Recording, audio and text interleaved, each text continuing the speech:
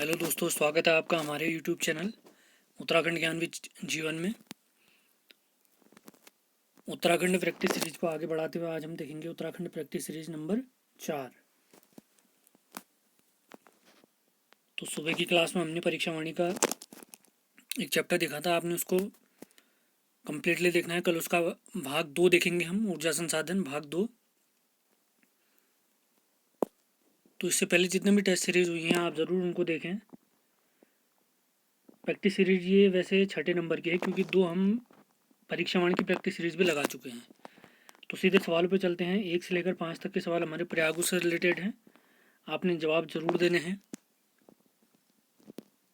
पहला सवाल है, देवप्रयाग में किन नदियों का संगम होता है? देवप्रयाग में किन नदियों का संगम होता है?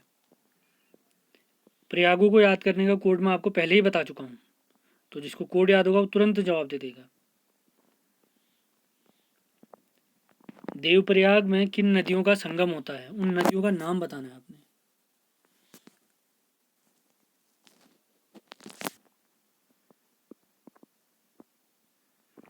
तो क्वेश्चन है, देवप्रयाग में किन नदियों का संगम होता है। इसका सही जवाब है, इसका कोड था DAB या अभादे।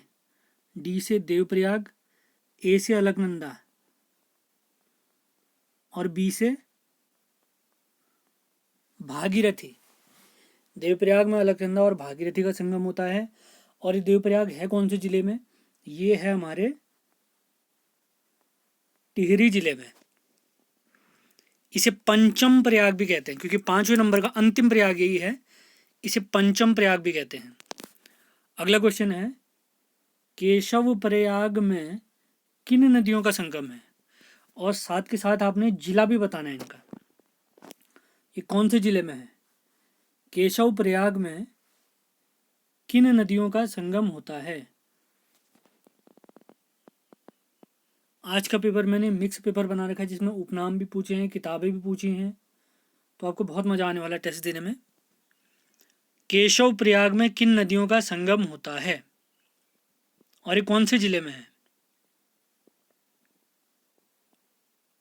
तो इस क्वेश्चन का सही जवाब है अलकनंदा प्लस सरस्वती। इसका कोड अगर मैं बताऊं तो इसका कोड है KAS। पंच प्रयागों में शामिल नहीं है, लेकिन ये एक प्रयाग है। प्रयाग माने क्या होता है? जिस स्थल में 2 नदियों का संगम होता है उसे प्रयाग कहते हैं। तो केशव प्रयाग में अलकनंदा और सरस्वती का संगम होता है। ये चमोली में स्थित है। केशव प्रयाग में अलकनंदा और सरस्वती का संगम होता है, और ये कौन से जिले में है? चमोली जिले में। जो लोग जवाब दे रहे हैं वे अगले जवाब भी देते रहें। अगला सवाल है, तीसरा सवाल है हमारा, मंदाकिनी और अलकनंदा के संगम को क्या कहते हैं? तीसरा सवाल है, मंदाकिनी और अलकनंदा के संगम को क्या कहते हैं? तीसरा सवाल, मंदाकिनी और अलकनंदा के संगम को क्या कहते हैं?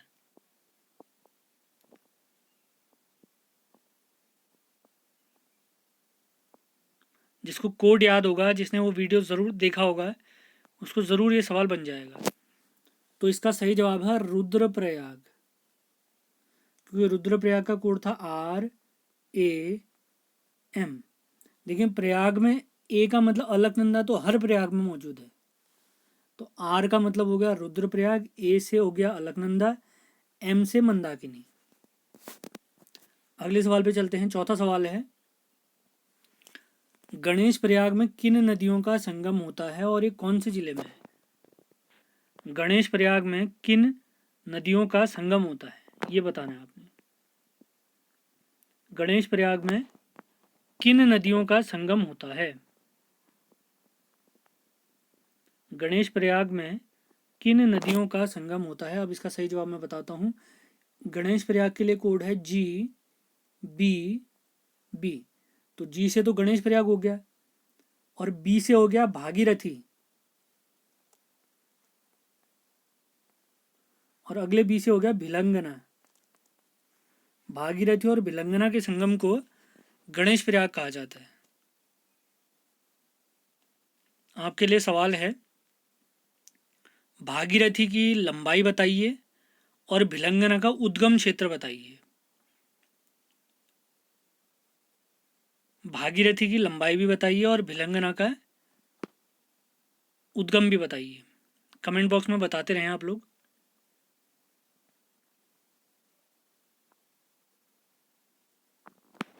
पांचवा सवाल है हमारा, पांचवें सवाल पे चलते हैं। पांचवा सवाल है, अलकनंदा और पिंडर, अलकनंदा और पिंडर के संगम को क्या कहते हैं? कौन सा प्रयाग बनाते हैं मिलकर? अलकनंदा और पिंडर के संगम को क्या कहते हैं? अलकनंदा और पिंडर के संगम को क्या कहते हैं? तो इसका कोड है, तो इसका सही जवाब है कर्णप्रयाग। तो पांचवें क्वेश्चन का सही जवाब है कर्णप्रयाग। और कोड अगर मैं बताऊं तो KAP, कैप। के से कर्णप्रयाग, ए से अलकनंदा और पी से पिंडर। के से कर्णप्रयाग, ए से अलकनंदा और पी से पिंडर। अगले सवाल पे चलते हैं। अब 6 से लेकर 10 सवाल तक हमारी किताबें हैं, आपने इनके राइटर बताने हैं। तो छठा क्वेश्चन है, हिस्ट्री ऑफ गढ़वाल पुस्तक के राइटर बताइए, लेखक बताइए। हिस्ट्री ऑफ गढ़वाल पुस्तक के लेखक बताइए। इसको आंसर पता है तुरंत जवाब दे, मैं आंसर बताने वाला हूं। हिस्ट्री ऑफ गढ़वाल पुस्तक के लेखक। और इन जो जितनी भी क्लास हो रही है उनके PDF आपको टेलीग्राम से मिल जाएंगी। तो इसका सही जवाब है छठे क्वेश्चन का अजय रावत। हिस्ट्री ऑफ गढ़वाल पुस्तक के राइटर हैं अजय रावत। सभी लोग जवाब देते रहें। अगला सातवां सवाल है, भीड़ साक्षी है इस पुस्तक के लेखक। भीड़ साक्षी है इस पुस्तक के लेखक।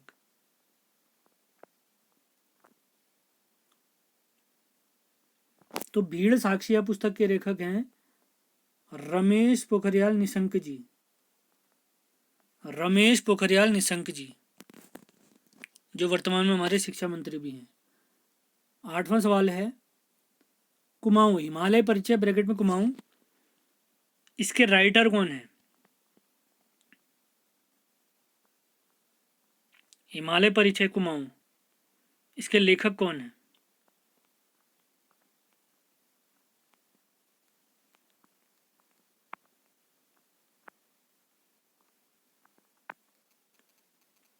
तो इसका सही जवाब है राहुल सांकृत्यायन जी। राहुल सांकृत्यायन, मैं लिख देता हूं सांकृत्यायन, सांकृत्यायन। एक वीडियो में इनका मैं रियल नेम पूछ चुका हूं पहले, लेकिन जवाब किसी ने दिया नहीं था। तो आप लोग सही जवाब बताएं कि राहुल सांकृत्यायन जी का वास्तविक नाम क्या है या बचपन का नाम क्या है इनका। राहुल सांकृत्यायन। नवा सवाल है हमारा, पटवारी पुस्तक के लेखक। पटवारी पुस्तक के लेखक। पटवारी पुस्तक के लेखक। नवा सवाल है, पटवारी पुस्तक के लेखक। तो इसका सही जवाब है, सभी लोग जवाब भी देते रहेंगे, RS टोलिया। RS टोलिया जी पटवारी पुस्तक के लेखक हैं, RS टोलिया जी। 10वां सवाल है, the Indian ghost. The Indian ghost पुस्तक के लेखक बताइए। द इंडियन घोस्ट पुस्तक के लेखक बताइए। जवाब पता है तो तुरंत बताएं। द इंडियन घोस्ट पुस्तक के लेखक बताइए। तो इसके लेखक हैं रस्किन बॉन्ड। इन्हें 1992 में साहित्य में पुरस्कार प्राप्त हुआ है। साहित्य अकादमी पुरस्कार प्राप्त हुआ है। हमारी परीक्षा वाणी में लिखा है कि ये उत्तराखंड से पहले हैं। अब इनसे पहले तो 1960 में हमारे सुमित्रानंदन पंत जी को प्राप्त हो चुका है, तो ये पहले नहीं होंगे। तो उत्तराखंड से पहले साहित्य अकादमी पुरस्कार विजेता हैं सुमित्रानंदन पंत जी 1960 में। ध्यान रखेंगे आप लोग। 10वां सवाल है, 10 सवाल हो गए। 11वां सवाल है, उत्तराखंड में एसटी यानी अनुसूचित जनजाति, एसटी के लिए कितनी सीटें विधानसभा की सीटें आरक्षित हैं? 5, 3, 4, 2 या इनमें से कोई नहीं।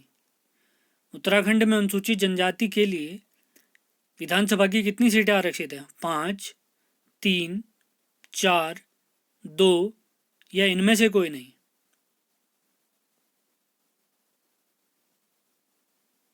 तो 11वें सवाल का सही जवाब है 2, और ये 2 सीटें हैं चकराता और नानकमत्ता। चकराता और नानकमत्ता, चकराता देहरादून में है और नानकमत्ता यूएस नगर में। अगले सवाल पे चलते हैं। 12वां सवाल, 1998 में उत्तराखंड में कितने जिले बने? 1998 में उत्तराखंड में कितने जिले बने?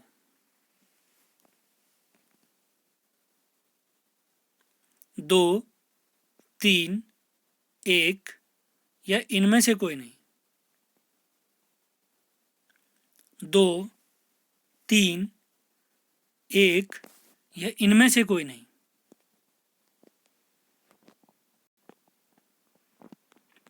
1998 में उत्तराखंड में कितने जिले बने?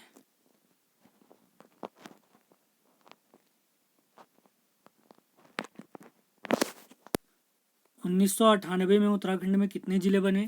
2, 3, 1 या इनमें से कोई नहीं।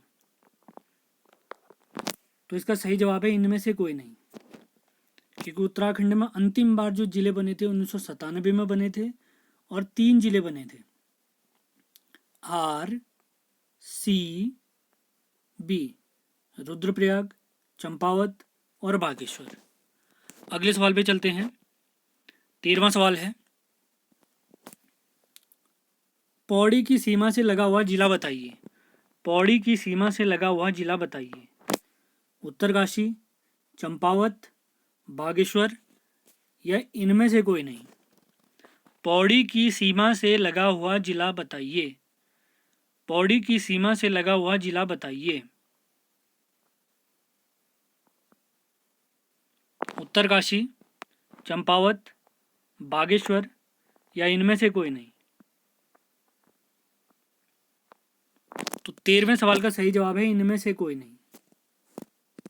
अब देखते हैं पौड़ी से कौन सा जिला लगता है, इसी वजह से मैंने मैप भी डाला है आज। ये हमारा पौड़ी वाला क्षेत्र है।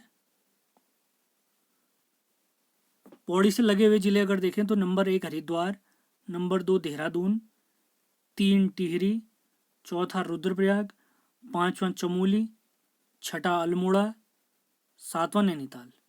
तो उत्तराखंड में सर्वाधिक जिलों से सीमा बनाने वाला जिला है पौड़ी। ये 7 जिलों से सीमा बनाता है। अब इसको याद कैसे करें? तो याद ऐसे रखें, ये वाला जो क्षेत्र आपको दिख रहा है, ये इस साइड को पूरा गढ़वाल है। तो गढ़वाल में टोटल हमारे 7 जिले हैं। तो एक उत्तरकाशी से नहीं लगता है, ये एक और एक खुद है। तो उत्तर का ये गढ़वाल के बचे हुए कितने जिले हो गए? 5। गढ़वाल में टोटल 7 जिले हैं, एक ये खुद हो गया और एक उत्तरकाशी। तो 2 जिले कम हुए तो बचे 5। तो 5 से इसकी सीमा लगती है। अब 2 जिले और हैं जिनसे इसकी सीमा लगती है, वो हैं हमारे एक अल्मोड़ा, एक नैनीताल। तो सर्वाधिक जिलों से सीमा बनाने वाला जो जिला है उत्तराखंड का, वो है पौड़ी। उसके बाद चमोली और अल्मोड़ा आते हैं। चमोली 6 जिलों से लगता है, अल्मोड़ा भी 6 जिलों से। अल्मोड़ा 6 किन किन से लगता है? 1 पौड़ी, चमोली, बागेश्वर, नैनीताल, उधमसिंह नगर। और इस साइड से हमारा, एक बार फिर से मैं रिपीट कर देता हूँ, पौड़ी, पौड़ी के बाद चमोली, चमोली बागेश्वर, बागेश्वर के बाद पिथौरागढ़, पिथौरागढ़ के बाद चंपावत, चंपावत के बाद नैनीताल। 1 2 3 4 5 6। अब इसके बाद अगर देखें चमोली की, जो चमोली की लगता है 6 से लगता है नहीं लगता है, देखते हैं। 1, दूसरा बागेश्वर, तीसरा अल्मोड़ा, चौथा हो गया हमारा पौड़ी, पांचवा रुद्रप्रयाग और छठा हो गया उत्तरकाशी। तो सबसे ज़्यादा जिलों से सीमा बनाने वाला पौड़ी, फिर उसके बाद चमोली और अल्मोड़ा।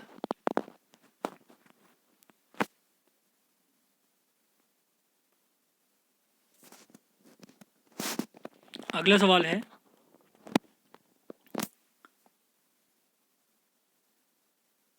चौदहवां सवाल, अल्मोड़ा में विधानसभा के लिए कौन सी सीट आरक्षित है? अल्मोड़ा में विधानसभा के लिए कौन सी सीट आरक्षित है? जागेश्वर, सोमेश्वर, सल्ट या इनमें से कोई नहीं? जागेश्वर, सोमेश्वर, सल्ट या इनमें से कोई नहीं? जागेश्वर, सोमेश्वर, सल्ट या इनमें से कोई नहीं? तो 14वें सवाल का सही जवाब है सोमेश्वर। और विधानसभा की जो सीट आरक्षित है वो ये एससी वाली सीट आरक्षित है। हमारे उत्तराखंड में टोटल सीटें 15 आरक्षित हैं। इन 15 में से 13 सीटें हैं अनुसूचित जाति के लिए और 2 सीटें हैं एसटी के लिए। तो अल्मोड़ा में जो अनुसूचित जाति के लिए विधानसभा की सीट आरक्षित है एससी, तो उसका नाम है सोमेश्वर। जैसे बागेश्वर में बागेश्वर वाली ही सीट है। चंपावत और रुद्रप्रयाग में कोई सीट आरक्षित नहीं है, ध्यान रखेंगे। तो अगला सवाल देखिए हमारा वही है, कितने जिलों में एससी के लिए कोई सीट आरक्षित नहीं है? कितने जिलों में एससी के लिए यानी अनुसूचित जाति के लिए विधानसभा की कोई सीट आरक्षित नहीं है? 2, 3, 1 या इनमें से कोई नहीं? 2, 3, 1 या इनमें से कोई नहीं? 2, 3, 1 या इनमें से कोई नहीं? तो इसका सही जवाब है 2। और कौन कौन से हैं? एक है चंपावत, एक है हमारा और रुद्रप्रयाग। चंपावत और रुद्रप्रयाग। एससी के लिए टोटल 13 सीटें आरक्षित हैं। अब अगर हम देखें 2 जिले ऐसे हैं जहां कोई सीट आरक्षित नहीं है, तो 13 जिले, अब जिले भी हमारे यहाँ 13 ही हैं। 2 जिले जिनमें कोई सीट आरक्षित नहीं है। तो अगर सवाल पूछे कितने जिले ऐसे हैं जहाँ सीटें आरक्षित हैं, तो 11 जिले ऐसे हैं जहाँ सीटें आरक्षित हैं। तो 10 जिले तो ऐसे हैं जहाँ एक एक सीट आरक्षित है, और एक बस्ता है हमारा हरिद्वार, यहाँ 3 सीटें आरक्षित हैं। तो इस प्रकार वितरण हुआ है 13 आरक्षित सीटों का। हर जिले में चंपावत और रुद्रप्रयाग आपने छोड़ देना है, बचे हमारे 11 जिले। सीटें अब भी 13 ही हैं, 13 सीटें 11 जिले। तो हरिद्वार में है एक जिला, अगर अलग करें हरिद्वार में 3 सीटें, तो जिले भी 10 बचे और सीट भी 10 बची। तो हर जिले में एक एक सीट बच जाती है। अगले सवाल पे चलते हैं। उत्तराखंड की दूसरी राजभाषा बताइए। उत्तराखंड की दूसरी राजभाषा बताइए। उत्तराखंड की दूसरी राजभाषा बताइए।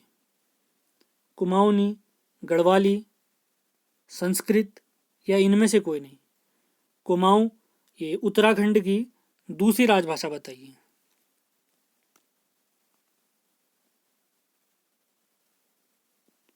तो इसका सही जवाब है उत्तराखंड की दूसरी राजभाषा है हमारी संस्कृत। ये किस वर्ष घोषित की गई है मैं पहले बता चुका हूँ, आपने कमेंट बॉक्स में आंसर देना है।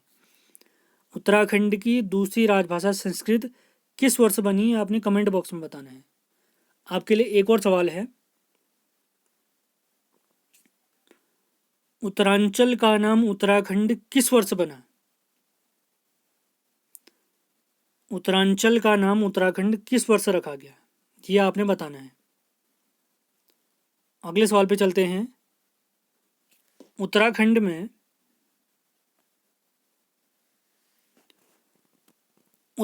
में अंतर्राष्ट्रीय सीमा बनाने वाले कितने जिले हैं? उत्तराखंड में अंतर्राष्ट्रीय सीमा बनाने वाले कितने जिले हैं? ऑप्शन है 2, 3, 4 या 5। उत्तराखंड में अंतर्राष्ट्रीय सीमा बनाने वाले कितने जिले हैं? 2, 3, 4 या 5।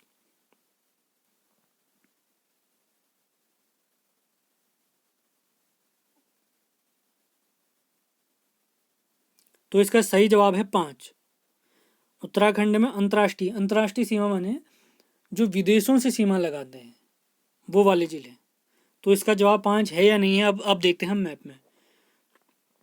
और कल का कार्यक्रम मैं आपको बता देता हूँ। सुबह परीक्षा वाणी का जो हमारा 14वां चैप्टर हमने आज स्टार्ट करा था, उसका भाग 2 देखेंगे, सबने ज़रूर देखना है। उसमें टिहरी डैम के बारे में संपूर्ण जानकारी बताई जाएगी आपको। और कल रात 8 बजे आधुनिक भारत का टेस्ट होगा। और आधुनिक भारत का जो टॉपिक हम लेंगे, कांग्रेस लेने वाले हैं कल।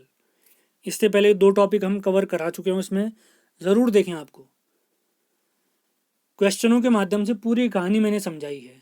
और कल कांग्रेस में भी हम ऐसा ही करने वाले हैं। कल आपको एक बार मैं सिलेबस भी दिखा दूंगा, किस हिसाब से सिलेबस है और किस हिसाब से मैं आपको पढ़ा रहा हूँ। तो खुद भी मेहनत करें। ये टॉपिक ख़त्म होने के बाद, इसको सारे नोट्स बनाने के बाद, जो कल पढ़ने के लिए मैं बता रहा हूँ, जो हम पढ़ेंगे क्लास में, उसको खुद भी एक बार रीडिंग लगा लें, जिससे समझने में आपको बहुत आसानी होगी। तो हम देख रहे थे अंतर्राष्ट्रीय सीमा बनाने वाले हमारे उत्तराखंड के जिले। तो यहाँ हमारी सीमा लगती है चीन से, और ये वाला जो एरिया है हमारा,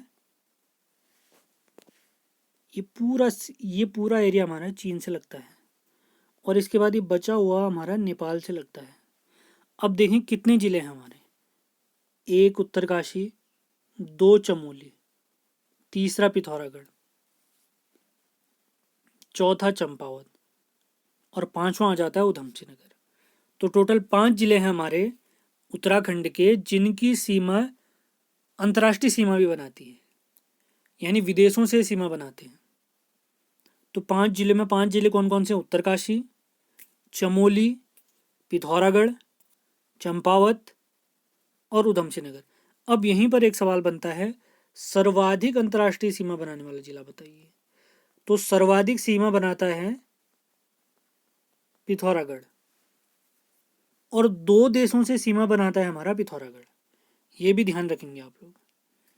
जैसे चमोली है, चमोली हमारा केवल चीन से सीमा बनाता है, लेकिन हमारा पिथौरागढ़ चीन से भी सीमा बनाता है, नेपाल से भी सीमा बनाता है। सवाल यहाँ पर यह भी आ सकता है, कुमाऊं के कितने जिले हैं जो अंतर्राष्ट्रीय सीमा बनाते हैं? तो कुमाऊं के 3 जिले हैं, पिथौरागढ़, चंपावत, उधमसिंह नगर। अगर पूछे गढ़वाल के बताइए कितने जिले हैं, तो गढ़वाल के 2 जिले हैं, एक है चमोली, एक है उत्तरकाशी। उम्मीद है आपको ये समझ में आ रहा होगा। आपके लिए सवाल है, उत्तरकाशी और चमोली का स्थापना वर्ष बताइए आप लोग कमेंट बॉक्स में। उत्तरकाशी और चमोली का स्थापना वर्ष बताइए। अब ये मैप आ ही गया है, तो मैं आपको एक सवाल और बता देता हूँ। 4 जिले हमारे उत्तराखंड में ऐसे हैं जो न अंतर्राष्ट्रीय सीमा बनाते हैं, न अंतर्राज्यीय। अंतर्राज्यीय माने न किसी बाहरी राज्य से सीमा बनाने वाले हैं, न किसी बाहरी देश से सीमा बनाने वाले हैं। तो इसका कोड है BRAT, ब्रेट। बी से बागेश्वर। देखें बागेश्वर कहाँ है, ये देखिए बागेश्वर अंदर ही अंदर है। इन्हें स्थलबद्ध, इन जिलों को स्थलबद्ध जिले भी कहते हैं। हाँ, याद रखना आपने, लैंड लॉक्ड या स्थलबद्ध। तो मैं सवाल बता रहा था, 4 जिले हमारे यहाँ ऐसे हैं जो न अंतर्राष्ट्रीय सीमा बनाते हैं, न अंतर्राज्यीय सीमा बनाते हैं, या इनको स्थलबद्ध, इंग्लिश में कहें तो लैंड लॉक्ड कहते हैं इनको। तो सबसे पहला है बागेश्वर, आर से आता है रुद्रप्रयाग। देखिए रुद्रप्रयाग बीच में फंसा है, नहीं बीच में, ये बागेश्वर बीच में फंसा हुआ है। तो ए से बनता है अल्मोड़ा। देखिए अल्मोड़ा पूरा ये कहाँ लग रहा है, यूपी से, कहाँ लग रहा है, नेपाल से ये। और टी से बनता है हमारा टिहरी। देखिए टिहरी पूरा है। और बाकी बचे हुए सारे हैं जो या तो अंतर्राष्ट्रीय सीमा बनाते हैं या अंतर्राज्यीय सीमा बनाते हैं। जैसे उधमसिंह नगर देखें उत्तर प्रदेश से लग रहा है, पौड़ी वाला यूपी से लग रहा है, हरिद्वार भी यूपी से लग रहा है, उत्तरकाशी हिमाचल से टच हो रहा है, ऊपर वाली पूरी बाउंड्री लगी हुई है। तो उम्मीद है आपको ये समझ में आ रहा होगा, आपने नोट्स भी बनाने हैं। तो इसी के साथ हमारी ये टेस्ट सीरीज आज की समाप्त होती है। कल का कार्यक्रम मैं आपको बता चुका हूँ। पुरानी वीडियो नहीं देखी है तो आपने ज़रूर देखनी है। जो बीच में मैंने गैप करा या एक दिन एक ही वीडियो दी, इसी वजह से दी है कि आप पुरानी चीज़ें रिवाइज कर सकें। संडे को इसी वजह से क्लास नहीं करा रहा हूँ मैं। तो आपको तैयार रहना है। कल सुबह 10 बजे परीक्षा वाणी चैप्टर नंबर 14। परीक्षा वाणी का अगर हम बताएं तो चैप्टर 11 कंप्लीट हो गया है, 12 कंप्लीट हो गया है, 13 कंप्लीट हो गया है। कल सुबह 14वां भी कंप्लीट हो जाएगा और उसके अगले दिन 15वां कंप्लीट हो जाएगा। 15वां तो बहुत छोटा है। तो आपने लगातार पढ़ते रहना है इसी तरीके से। तैयारी ठीक रही तो जून तक हम बहुत अच्छा कवर कर लेंगे। और रात 8 बजे आधुनिक भारत का टेस्ट होगा कल। तो अगर आपको ये वीडियो पसंद आता है तो आपने इसे लाइक करना है, शेयर ज़रूर करना है और नए हैं तो सब्सक्राइब भी कर दें। धन्यवाद, कल मिलते हैं।